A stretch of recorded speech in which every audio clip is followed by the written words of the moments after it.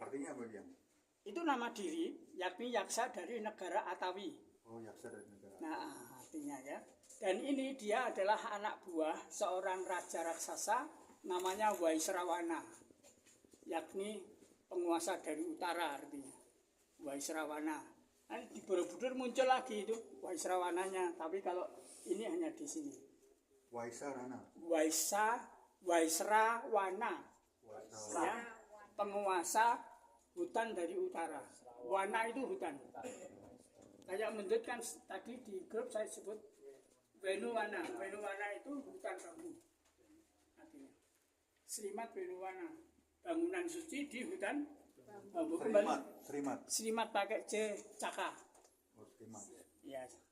Oke. Nah, Wanayana. Srimat Venuwana. Nah, artinya bangunan suci di hutan bambu. Ya. Di sebuah negara namanya Atawi, ini tinggal seorang yaksa di wilayah hutannya yang namanya Atawaka. Atawaka ini adalah pemakan manusia. Wah, ngeri ya. Tapi dia masih punya aturan. Siapapun yang lewat dan tersentuh bayang-bayang pohon di mana aku tinggal, maam. Ini loh. Ya, siapapun yang lewat di bawah pohon dan menyentuh apa tadi? Bayang-bayang itu kenikmatan bagiku. Ngeri. Ya, Atawaka begitu. Itu dilakukan terus-menerus. Karena dia di dalam dirinya itu ada 10 dasar perbuatan jahat. Nggak usah saya sebutkan ya. Aku takut ditiru nanti. Yang 10 itu. Nanti aja ya. Lanjutin aja. Oh, lanjut saja. Tapi perlu tahu. Yang jelek-jelek aja saya kenalkan. Yang baik-baik kan sudah ada di suara hati kan. Nah, dia itu rakus serakah yang pertama ya. Kedua dia itu pembenci. Ketiga dia itu mengalami kebodohan batin. Ya, apa-apa asal ngomong tidak pernah tahu maknanya itu loh. Ya. Oke. Nah, ini dinamakan perbuatan buruk yang muncul dari pikiran dia. Terus ada perbuatan buruk yang muncul dari mulutnya. 1, bohong. Kedua, fitnah. Ketiga, omong kasar. Ya maklum raksasanya. Keempat, bullshit. Oh itu. Omong kosong. Itu sukanya dia itu. Omon-omon. Itu keburukan yang muncul dari mulut. Ada lagi, 3 lagi keburukannya yang muncul dari tubuh. Membunuh, mencuri, cabul. Ya, yaksa ya biar aja ya. Jangan ada satupun yang ditiru. Atau Anda nanti buat daftar mana yang sudah dilakukan. Bukan yang muncul itu. Ya, dari pikiran, dari ucapan, dan dari tubuh. Nah, suatu saat Raja Atawi, sebutannya juga Sang Raja Atawi, itu lewat, diteduh bayangan pohonnya, tapi dia bersikap lain. Yang sebetulnya kalau anak-anak sekarang mengatakan dia itu modus itu ya. Punya rencana jahat terhadap siapa? Sang Raja. Kalau aku hanya nunggu orang-orang yang lewat, bisa kelaparan. Tapi kalau saya membebaskan Raja, lalu dia saya panggil, saya ajak omon-omon, ya kan? Rajanya pasti senang. Karena dia kan nggak samakan. Lalu betul, akhirnya rajanya diberitahu, Raja, saya hormat kepada engkau. Maka ketika engkau lewat di sini, aku nggak memangsamu. Tapi kita TST ya. Tahu sama? Tahu. Aku diberi dong makanan secara rutin, berkala. Rajanya bersyukur karena dia masih hidup kan.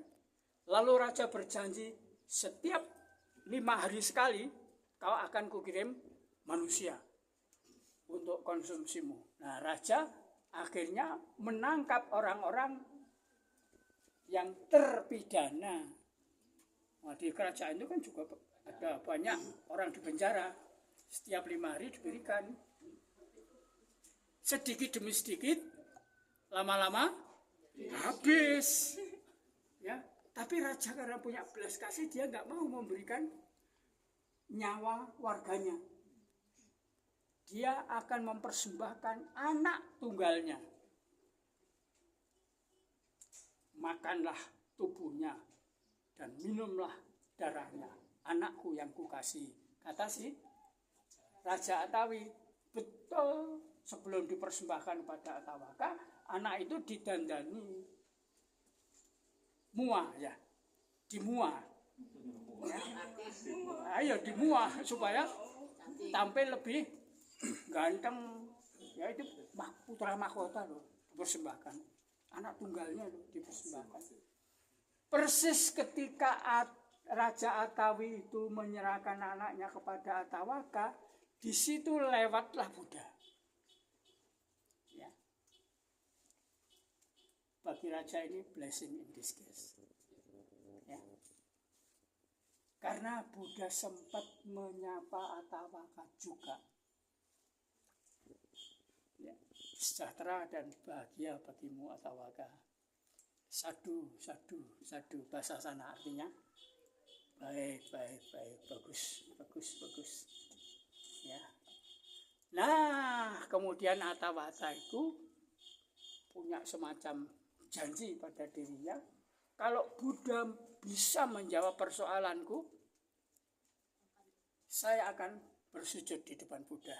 Kata si Atawaka, dan dia merumuskan kata-kata yang sulit. Dalam naskah kanonnya banyak, Pak. Tapi kalau Anda bercerita, saya sarankan ajaran-ajaran pokok Buddha saja. Yakni karakter Atawaka tadi sudah tahu ya.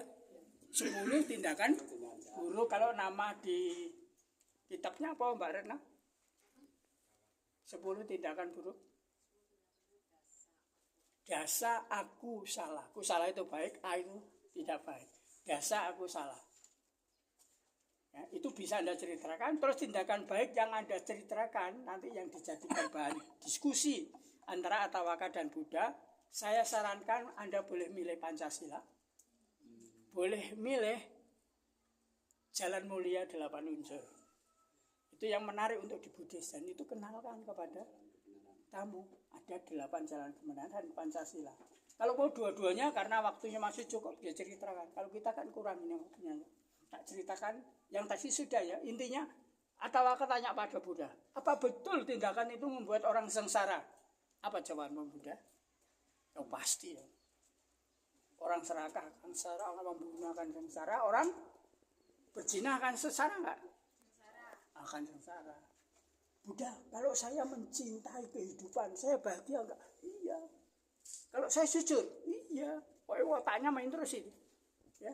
Kalau saya mengendalikan nafsu, pasti kau akan bahagia. Kalau saya berkata benar, iya.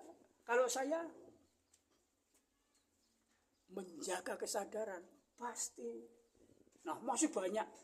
Nanti kita tambahin di gedung ya. Karena di sana ada yang dijelaskan juga. Ya. Apa yang kemudian dilakukan Atawaka? Dia mengatakan, lindungilah aku. Lalu pelan-pelan dia berlutut, tapi berlututnya enggak saya lakukan ya. Nah, karena keadaan saja. Sebetulnya saya mau bersujud. Ini tangannya ora iso. Atawaka akhirnya mengikuti Buddha, menyerahkan diri dalam perlindungan Buddha karena main otak. Dan tempatnya ini sejajar dengan bodhisattva yang ada di kiri Buddha. Nah, nanti ada hubungannya, saya jelaskan di dalam. Kalau Anda lihat sini, yang sebelah, ini yang namanya adalah Yaksini Aburati, yang kemudian bertobat menjadi Dewi Hariti. Silahkan Bu Retno, diceritakan sedikit Bu Retno. Nah,